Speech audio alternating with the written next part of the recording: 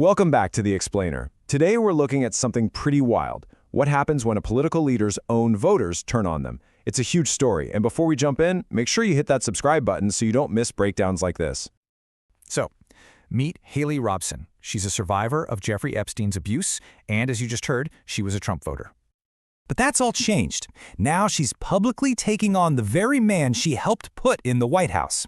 Okay, let's get into what's going on here. Look, this is so much more than just another political headline. This is a story of voters' remorse, and it's all playing out on a massive national stage for everyone to see. So here's the core of it. You've got several Epstein survivors who were once part of Trump's base, but now they're publicly challenging him, and the whole thing exploded over one specific issue, his claim that their entire story is just a political hoax. So what's their actual case against him? Let's break down Haley Robson's argument, because it's incredibly sharp.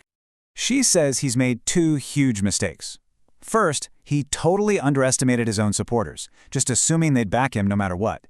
And second, he's doubling down on calling this whole thing a hoax, dismissing something that is a deeply painful reality for these survivors.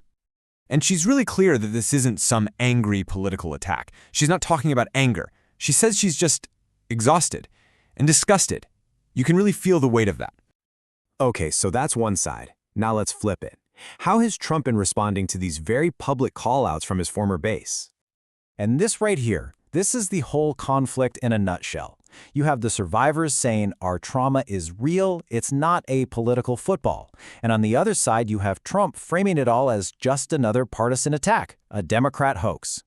And believe it or not, this whole thing has actually zeroed in on one very specific piece of evidence, a supposed birthday letter with a little doodle on it, allegedly sent from Trump to Epstein. Trump's response to that?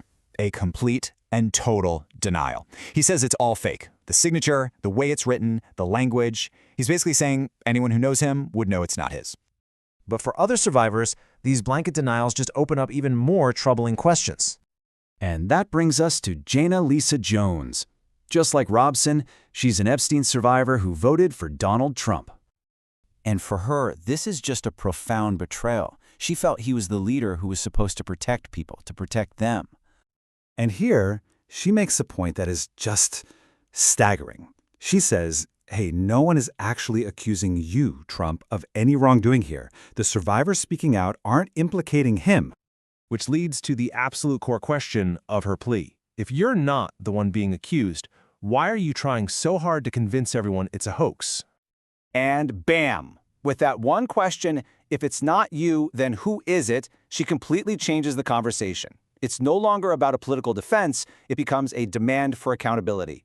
Who exactly is being protected by this hoax narrative? So, let's just zoom out for a second. What does this whole thing really tell us? It really shines a spotlight on some of the biggest tensions in our political world right now.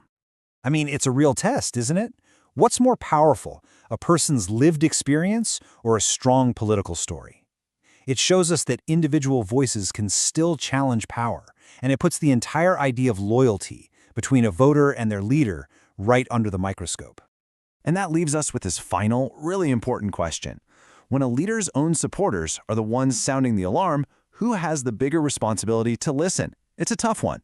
Let us know what you think down in the comments. Thanks for tuning in, and don't forget to like and subscribe for more.